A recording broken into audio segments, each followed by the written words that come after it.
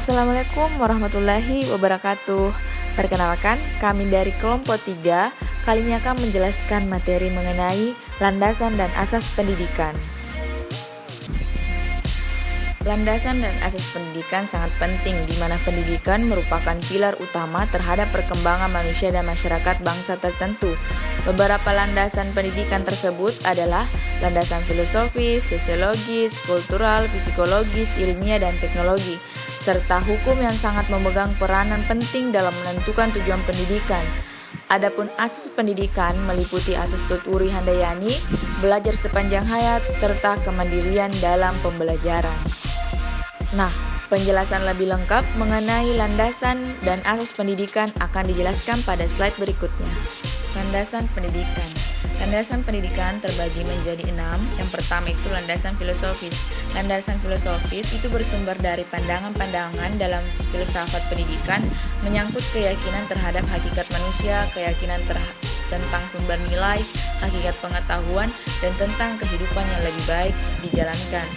Aliran filsafat yang kita kenal sampai saat ini adalah idealisme, realisme, perennialisme, esensialisme, pragmatisme, dan progisme, dan eksistensialisme. Selanjutnya yaitu landasan sosiologis.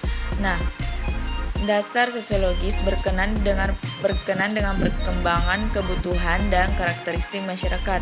Sosiologi pendidikan merupakan analisis ilmiah tentang proses sosial dan pola-pola interaksi sosial di dalam sistem pendidikan. Ruang lingkup yang dipelajari oleh sosiologis pendidikan meliputi 4 bidang. Yang pertama itu hubungan sistem pendidikan dengan aspek masyarakat lain, hubungan kemanusiaan, pengaruh sekolah pada perilaku anggota, dan sekolah dalam komunitas. Landasan kultural. Kebudayaan dan pendidikan mempunyai hubungan timbal balik, sebab kebudayaan dapat dilestarikan, dikembangkan dengan jalur mewariskan kebudayaan dari generasi ke generasi penerus dengan jalan pendidikan, baik secara formal maupun informal. Anggota masyarakat berusaha melakukan perubahan-perubahan yang sesuai dengan perkembangan zaman, sehingga terbentuklah pola tingkah laku, nilai-nilai, dan norma-norma baru sesuai dengan tuntunan masyarakat. Usaha-usaha menuju pola-pola ini disebut transformasi kebudayaan. Lembaga sosial yang lazim digunakan sebagai alat transmisi dan transformasi kebudayaan adalah lembaga pendidikan, utamanya sekolah dan keluarga. Selanjutnya, landasan psikologis. Dasar psikologis berkaitan dengan prinsip-prinsip belajar dan perkembangan anak. Pemahaman terhadap peserta didik, utamanya yang berkaitan dengan aspek kejiwaan, merupakan salah satu kunci keberhasilan pendidikan. Oleh karena itu, hasil kajian dan penemuan psikologis sangat diperlukan penerapannya dalam bidang pendidikan. Sebagai implikasinya, pendidik tidak mungkin memperlakukan sama kepada setiap peserta didik, sekalipun mereka memiliki kesamaan. Penyusunan kurikulum perlu berhati-hati dalam menentukan jenjang pengalaman belajar yang akan dijadikan garis-garis besar pengajaran serta tingkat kerincian bahan belajar yang digariskan. Landasan ilmiah dan teknologis. Kebutuhan pendidikan yang mendesak cenderung memaksa tenaga pendidik untuk mengadopsinya teknologi dari berbagai bidang teknologi ke dalam penyelenggaraan pendidikan. Pendidikan yang berkaitan erat dengan proses penyaluran pengetahuan haruslah mendapat perhatian yang proporsional dalam bahan ajaran. Dengan demikian, pendidikan bukan hanya berperan dalam pewarisan iptek, tetapi juga ikut menyiapkan manusia yang sadar iptek dan calon pakar iptek itu. Selanjutnya, pendidikan akan dapat mewujudkan fungsinya dalam pelestarian dan pengembangan iptek tersebut. Nah, yang terakhir, landasan hukum. Kata landasan dalam hukum berarti melandasi atau mendasari atau titik tolak. Sementara itu, kata hukum dapat dipandang sebagai aturan baku yang patut ditaati. Aturan baku yang sudah disahkan oleh pemerintah ini bila dilanggar akan mendapatkan sanksi sesuai dengan aturan yang berlaku pula. Landasan hukum dapat diartikan peraturan baku sebagai tempat berpijak atau titik tolak dalam melaksanakan kegiatan-kegiatan tertentu. Baik, di sini saya akan menjelaskan tentang asas-asas pendidikan. Asas pendidikan merupakan sesuatu kebenaran yang menjadi dasar atau tumpuan berpikir baik pada tahap perancangan maupun pelaksanaan pendidikan. Khusus di Indonesia, terdapat beberapa asas pendidikan yang memberi arah dalam merancang dan melaksanakan pendidikan. Asas-asas tersebut bersumber dari pemikiran dan pengalaman sejarah perkembangan pendidikan di Indonesia.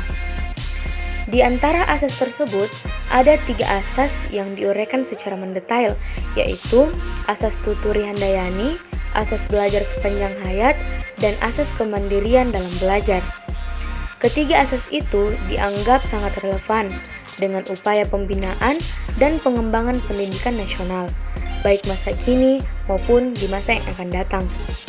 Oleh karena itu, setiap tenaga kependidikan harus memahami dengan tepat ketiga asas tersebut agar dapat menerapkannya dengan semestinya dalam penyelenggaraan pendidikan sehari-hari. Ketiga asas tersebut akan dijelaskan secara satu persatu oleh kami. Nah, yang pertama yaitu asas Tuturi Handayani. Asas ini merupakan gagasan yang mula-mula dikemukakan oleh Ki Hajar Dewantara, seorang perintis kemerdekaan dan pendidikan nasional.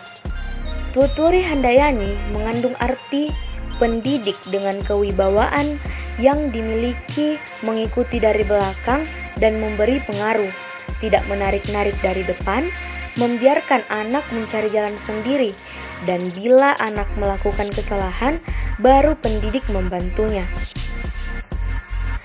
Asas Tuturi Handayani ini kemudian dikembangkan oleh Dr. Andes RMP Susro Kartono, yaitu seorang filsuf dan ahli bahasa, dengan mengembangkan 2 semboyan lagi, yaitu Ingarso Sungtulodo, Ingmadyo Mangunkarso. Kini ketiga semboyan tersebut telah menjadi satu kesatuan asas masing-masing sebagai berikut. Yang pertama, Ingarso Sungtulodo adalah hal yang baik mengingat kebutuhan anak maupun pertimbangan guru. Di bagian depan, seorang guru akan membawa buah pikiran pada muridnya itu ke dalam sistem ilmu pengetahuan yang lebih luas. Ia menempatkan pikiran, gagasan, pendapat para muridnya dalam cakrawala yang baru, atau yang lebih luas. Dalam posisi ini, ia membimbing dan memberi teladan. Yang kedua yaitu Ingmadya Mangungkarsa, artinya di tengah membangkitkan kehendak. Diterapkan dalam situasi ketika anak didik kurang bergairah atau ragu-ragu untuk mengambil keputusan atau tindakan, sehingga perlu diupayakan untuk memperkuat motivasi. Yang ketiga yaitu Tuturi Handayani sendiri, yang berarti jika di belakang memberi dorongan. Asas ini memberi kesempatan anak didik untuk melakukan usaha sendiri dan ada kemungkinan melakukan kesalahan tanpa ada tindakan hukuman oleh pendidik.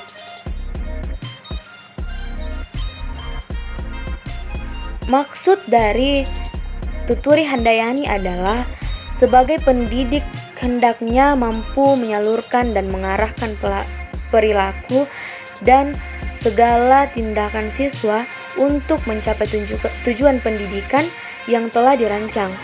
Asas yang kedua yaitu asas belajar sepanjang hayat. Asas belajar sepanjang hayat atau dengan kata lain lifelong learning merupakan sudut pandang dari sisi lain terhadap pendidikan seumur hidup atau long life education. Istilah pendidikan seumur hidup erat kaitannya dan kadang-kadang digunakan saling bergantian dengan makna yang sama dengan istilah belajar sepanjang hayat. Kedua istilah ini memang tidak dapat dipisahkan, tetapi dapat dibedakan. penekanan istilah belajar dengan perubahan perilaku, kognitif, afektif, dan psikomotorik yang relatif tetap karena pengaruh pengalaman, sedangkan istilah pendidikan menekankan pada usaha sadar dan sistematis untuk penciptaan suatu lingkungan yang memungkinkan pengaruh pengalaman tersebut lebih efisien, efektif. Dengan kata lain, lingkungan yang membelajarkan subjek didik atau peserta didik. Nah, yang terakhir yaitu asas kemandirian dalam belajar. Kemandirian dalam belajar diartikan sebagai aktivitas belajar yang berlangsung lebih didorong oleh kemampuan sendiri, pilihan sendiri, dan tanggung jawab sendiri dalam pembelajaran. Pengertian tentang belajar mandiri sampai saat ini belum ada kesepakatan oleh para ahli. Ada beberapa pandangan tentang belajar mandiri yang diutarakan oleh para ahli. Baik, setelah mendengarkan penjelasan tentang landasan dan asas pendidikan, maka dapat ditarik suatu kesimpulan di mana pendidikan selalu berkaitan dengan manusia dan hasilnya tidak akan segera tampak. Diperlukan satu generasi untuk melihat suatu akhir dari pendidikan itu. Oleh karena itu, apabila terjadi suatu kekeliruan yang berakibat kegagalan, pada umumnya sudah terlambat untuk memperbaikinya. Kenyataan ini menuntut agar pendidikan itu dirancang dan dilaksanakan secermat mungkin dengan memperhatikan sejumlah landasan dan asas pendidikan agar tercipta generasi yang berkualitas dan memiliki rasa cinta tanah air.